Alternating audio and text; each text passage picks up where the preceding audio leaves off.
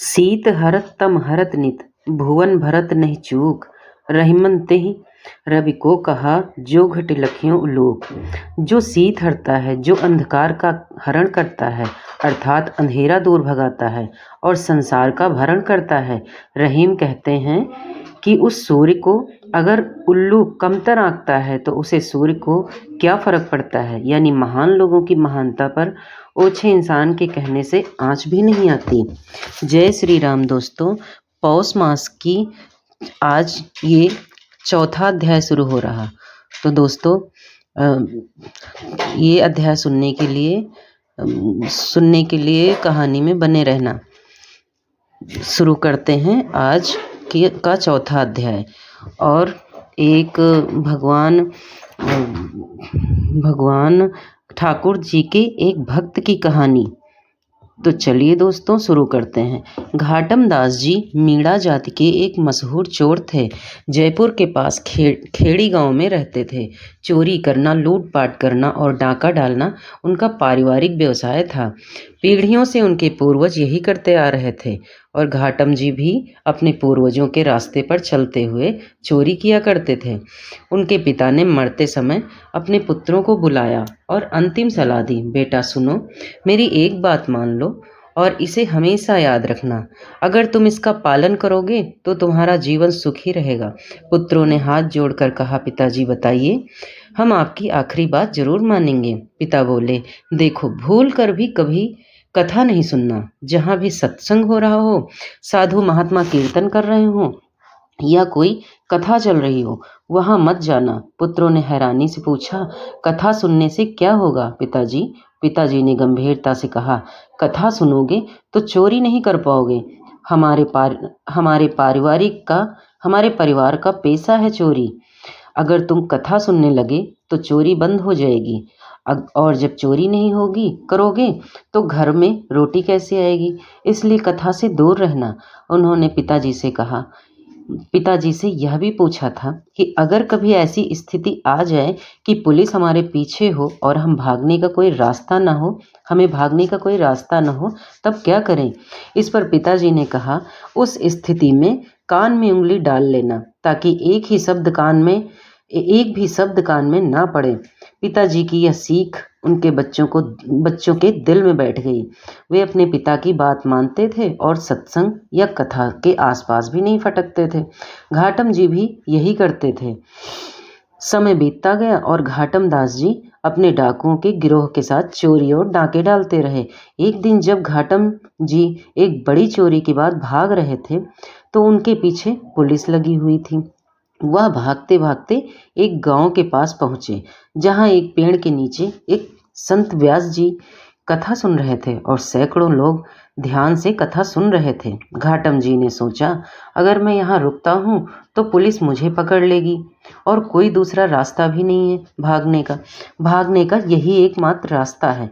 लेकिन तभी उन्होंने पिताजी की बात याद आ गई, कभी कथा मत सुनना। उन्होंने तुरंत अपने कानों में उंगली डाल ली और मन में कहा, कथा नहीं सुनूंगा। यह कहते हुए वह भागने लगे, लेकिन जल्दबाजी में उनके पैर में एक कांटा चुभ गया और वह दर्द से कराह उठे। कांटा इतना गहरा चुभा था कि बिना निकाले चलना मुश्किल हो गया। मजबूर होकर उन्होंने अपने कानों से उंगली निकाली और कांटा निकालने लगे। इसी बीच कथा का एक वाक्य उनके कानों में पड़ा। व्यास जी उस वक्त बता रहे थे, देवताओं की छाया नहीं होती है और उन्हें पसीना भी नहीं आता। घाटम जी ने यह सुन लिया, लेकिन वह तुरंत वहां से भाग निकले। घर लौटने पर उन्होंने महसूस किया कि वह कथा के कुछ शब्द सुन चुके हैं। इस बात से वह थोड़े चिंतित हुए, लेकिन उन्होंने ज्यादा ध्यान नहीं दिया।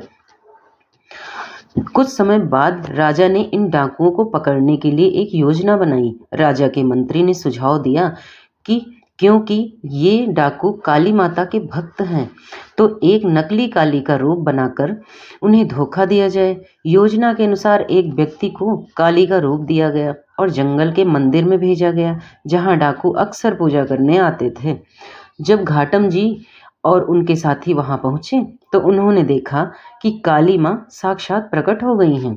तभी डाकू प्रसन्न होकर उनकी पूजा करने लगे, लेकिन घाटम जी ने गौर से देखा और सोचा, इनकी तो छाया पड़ रही है। और इन्हें पसीना भी आ रहा है। हमने कथा में सुना था कि देवताओं की छाया नहीं होती है, उन्हें पसीना नहीं आता, या असली काली माँ नहीं हो सकती हैं। घाटम जी को शक हो गया, यह एक चाल है। वह धीरे से वहां से निकल गए। थोड़ी देर बाद जब राजा की सेना ने हमला किया और सभी डाकुओं को पकड़ लिया, उन्हें मृत्यु दंड की सजा सुनाई गई, लेकिन घाटम जी बच गए। घर लौटकर घाटम जी ने सोचा, अगर मैंने कथा के कुछ शब्द नहीं सुने होते तो आज मैं भी पकड़ा जाता और मुझे भी फांसी हो जाती। मेरे प्राण तो कथा ने बचाए हैं। अब मैं समझ गया हूँ, पिताजी की बात गलत थी। कथा सुनना जीवन का सबसे बड़ा कल्याण है। एक दिन की बात है, जब घाटम जी जयपुर से आमेर की ओर जा रहे थे। आमेर और जयपुर के बीच स्थित एक कनक घाटी में रात का घना अंधेरा फैला हुआ था। घाटम जी चोरी करने की योजना बना रहे थे, लेकिन उस रात में उन्हें कोई अमीर व्यक्ति नहीं मिला। 2 दिन से कुछ चुराया भी नहीं था, इसलिए मन ही मन बेचैन हो रहे थे।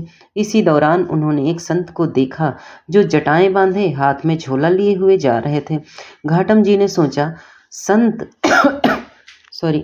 संत है, इसके पास क्या होगा चुराने के लिए।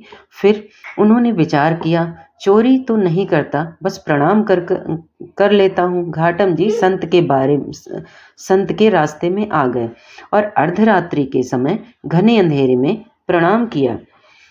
संत रुक गए और बोले, खुश रहो वत्स, तुम्हारा क्या नाम है। घाटम जी ने सत्य बोला, मेरा नाम घाटम है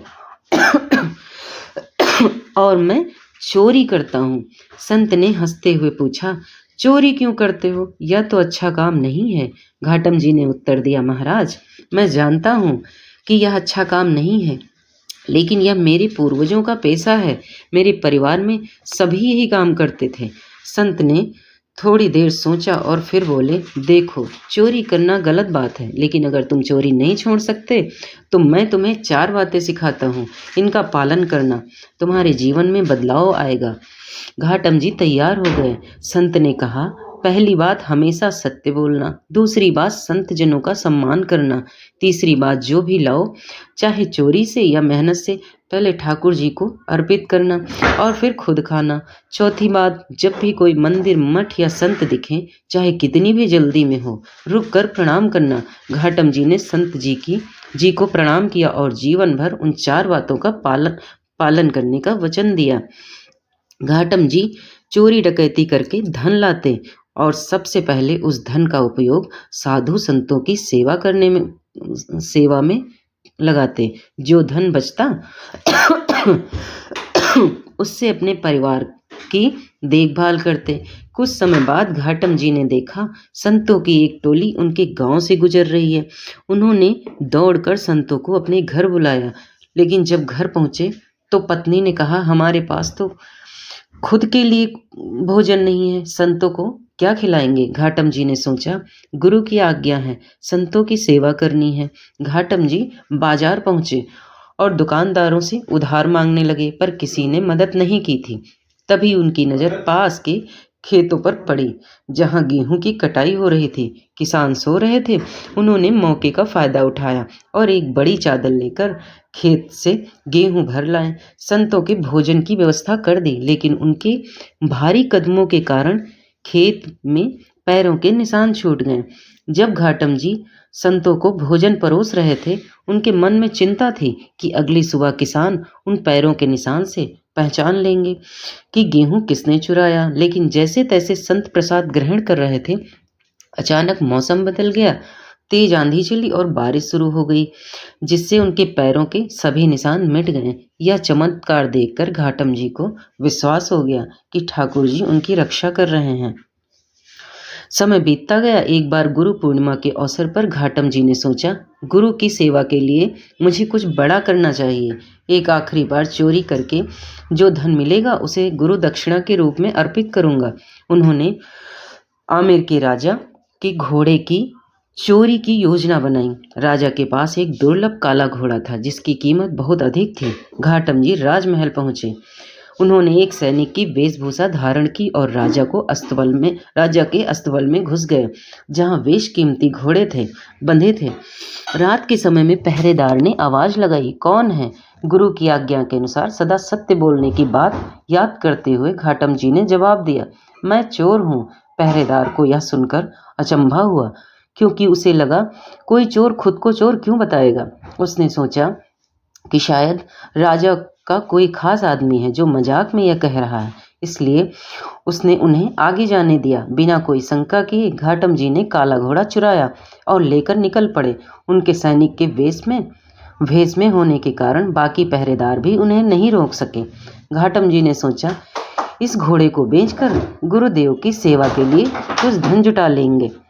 रास्ते में सुबह का समय हो गया और ठाकुर जी की मंगला आरती चल रही थी। उन्होंने गुरुदेव की आज्ञा याद आई कि जब भी कोई मठ, मंदिर या आश्रम दिखे तो तुरंत रुककर प्रणाम करना चाहिए। घाटम जी ने घोड़े को रोका, उसे पेड़ से बांध दिया और मंदिर में जाकर आरती और परिक्रमा करने लगे। इस बीच पहरेदार को यह ख्याल आया कि यदि वास्तव में राजा का आदमी होता तो सबको उसकी जानकारी होती। उन्हें महसूस हुआ कि घाटम जी सचमुच चोर ही थे। राजा के सैनिकों ने उनका पीछा किया और वहां पहुंच गए जहां घाटम जी ने घोड़ा बांधा हुआ था। लेकिन जब सिपाही वहां पहुंचे तो उन्होंने देखा कि घोड़ा वहीं था, पर उसका रंग पूरी तरह बदल चुका था। तभी घाटम जी आरती के दर्शन करके बाहर आए। सिपाहियों ने पूछा, क्या यही घोड़ा है जो तुमने रात में चुराया था?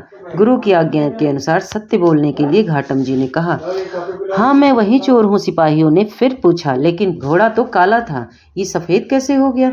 घाटम जी मुस्कुराते हुए बोले, मुझे नहीं पता, जब मैंने इसे बांधा था तब यह काला था, लेकिन मुझे लगता है कि मैंने इसे ठाकुर जी को समर्पित किया और शायद उन्हें काला रंग पसंद नहीं आया, इसलिए उन्होंने उसे श्वेत कर दिया। सिपाही यह सुनकर अचंभित हो गए और घाटम जी को घोड़े सहित राजा के पास ले गए। राजा ने घोड़े को देखकर कहा, यह तो मेरा ही घोड़ा है, पर इसका रंग श्वेत कैसे हो गया? घाटम जी ने फिर सच सब कुछ बता दिया। राजा को यकीन नहीं हुआ, लेकिन जब उन्होंने घोड़े के गाल के पास मस्सा देखा तो पहले भी था, तो वे आश्चर्यचकित रह गए। राजा ने कहा, तुम चोर हो लेकिन सच बोलते हो और संत की आज्ञा का पालन करते हो, यही कारण है कि घोड़े का रंग बदल गया है। राजा ने आगे कहा, जो प्रभु अपने भक्त के लिए यह कर सकते हैं, उनकी कृपा पर भी अवश्य होगी, उनकी कृपा उन पर अवश्य होगी, इसलिए तुम्हारा सम्मान करना हमारा कर्तव्य है। इसके बाद राजा ने घाटम जी को बहुत सारी संपत्ति भेंट की। घाटम जी की संपत्ति लेकर सीधे अपने गुरु के पास पहुंचे। उनके मन में श्रद्धा और बढ़ गई। वे सोच रहे थे कि एक चोर होने के बावजूद जहां उन्हें सजा मिलनी चाहिए, वहां उन्हें सम्मान मिला और प्रतिष्ठा मिली। गुरु चरणों में पहुंचकर उन्होंने सब कुछ अर्पित किया और उत्सव में सम्मिलित हुए।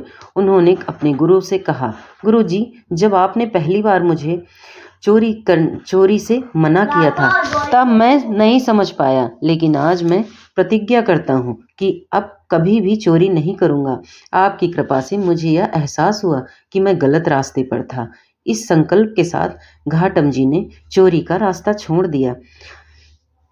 समय बीतता गया और घाटम जी अब सत्संग और साधु सेवा में अपने दिन बिताने लगे। उनके मन में एक जिज्ञासा थी, वे ठाकुर जी के दर्शन करना चाहते थे। कई दिन तक उन्होंने ठाकुर जी के दर्शन नहीं किए तो धीरे धीरे उनके मन में नाराजगी होने लगी। उन्होंने ठाकुर जी से नाराज होकर कहा, पहले मैं बिना नहाए खाता था, अब आपके लिए नहाकर खाता हूँ और आपको अर्पित करके खाता हूँ। पहले कभी कंठी, माला या तिलक नहीं लगाता था, लेकिन अब यह सब भी आपके लिए करता हूँ। प्रभु, मैं आपके लिए इतना सब कुछ कर रहा हूँ और आप हैं मेरे लिए क्या कर रहे हैं? क्या मुझे आप दर्शन देंगे? यह सुनते हुए ठाकुर जी तत्काल प्रकट हो गए और घाटम जी ने जब ठाकुर जी के दर्शन किए तो उनका मन शांत हो गया और उन्होंने महसूस किया कि सच्ची भक्ति और गुरु की आज्ञा का पालन ही सबसे बड़ा धन है।